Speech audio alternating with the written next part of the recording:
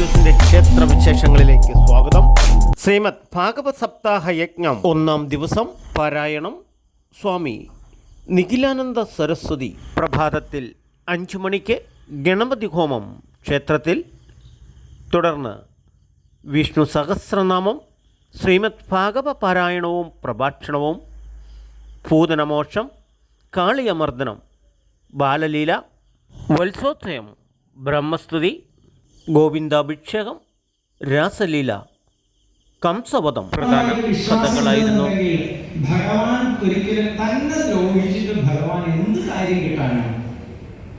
അപ്പൊ അതുകൊണ്ട് ഭഗവാൻ തന്റെ കൂടെയുണ്ട്. സർവേശ്വരനായിരിക്കുന്ന, സർവശക്തനായിരിക്കുന്ന, സർവസമർത്ഥനായിരിക്കുന്ന ഭഗവാൻ തന്റെ കൂടെയുണ്ടെന്ന് മനസ്സിലാകുമ്പോൾ തന്നെ നമുക്കൊരു ആത്മവിശ്വാസം ഉണ്ടാകും.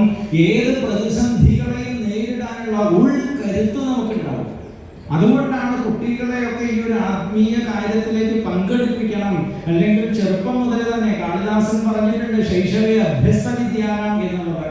എന്തിനാണ് കുട്ടികളെയൊക്കെ നാമം ജപിപ്പിക്കണമെന്ന് പറയുന്നത്, കുഞ്ഞുങ്ങളെയൊക്കെ ക്ഷേത്രത്തിൽ കൊണ്ടുവരണമെന്ന് പറയുന്നത് എന്തിനു വേണ്ടിയിട്ടാണ് എന്നൊക്കെയാണെങ്കിൽ ഇങ്ങനെ അവരെ വഴിതെറ്റിപ്പിക്കാൻ വേണ്ടിയിട്ടല്ല. പല ആളുകളും അങ്ങനെയൊക്കെ പറയും, ക്ഷേത്രത്തിൽ പോകുന്നത് അല്ലെങ്കിൽ ഇതൊക്കെ അന്ധവിശ്വാസം പരത്താൻ വേണ്ടിയിട്ടാണ്, കുട്ടികളെ വഴിതെറ്റിക്കാൻ വേണ്ടിയിട്ടാണ് എന്നൊക്കെ പലരും പറയാറുണ്ട്. പക്ഷേ വാസ്തവത്തിൽ ആ കുട്ടികൾ വഴിതെറ്റാതിരിക്കാൻ വേണ്ടിയിട്ടാണ് ഇങ്ങനെ കൊണ്ടുവരണമെന്ന് പറയുന്നത്.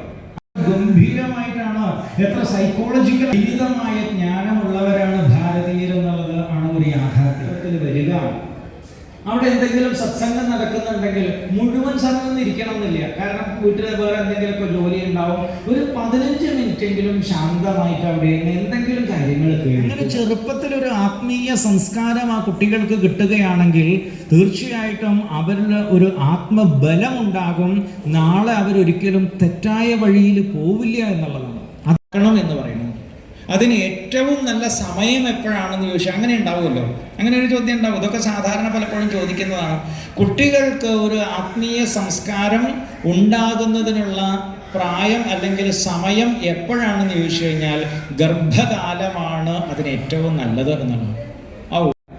അപ്പൊ ആ സിനിമയിൽ ബോധിധർമ്മൻ എന്ന ഒരാളെയാണ് പരിചയപ്പെടുത്തുന്നത്. അദ്ദേഹം സിനിമയാണ്, തമിഴ് സിനിമ, സൂര്യ അഭിനയിച്ചിട്ടുള്ള ഒരു സിനിമ. അതില് വളരെ മഹാനായിട്ടുള്ള ഒരാളെ കുറിച്ചിട്ടാണ് പ്രതിപാദിക്കുന്നത്. ഇവിടെ നിന്ന് ചൈനയിലേക്കും പോയിട്ട് അവിടെ നിന്ന് വളരെ ഗംഭീരമായിട്ട് ഇന്നും ആ മതങ്ങളൊക്കെ അവിടെ ലാവോസെ തുടങ്ങിയിട്ടുള്ള സ്ഥലങ്ങളിലേക്കൊക്കെ പോയിട്ട് ലാവോ മതമൊക്കെ പ്രചരിപ്പിച്ചതായിട്ടുള്ള വലിയ ഒരു ബുദ്ധ ആചാര്യനായി മാറി, അല്ലെങ്കിൽ ചൈനീസ് ആചാര്യനായി മാറിയ ന്യൂസിന് വേണ്ടി റിപ്പോർട്ട് ചെയ്യുന്നത് എന്ന് പറയുന്നത്.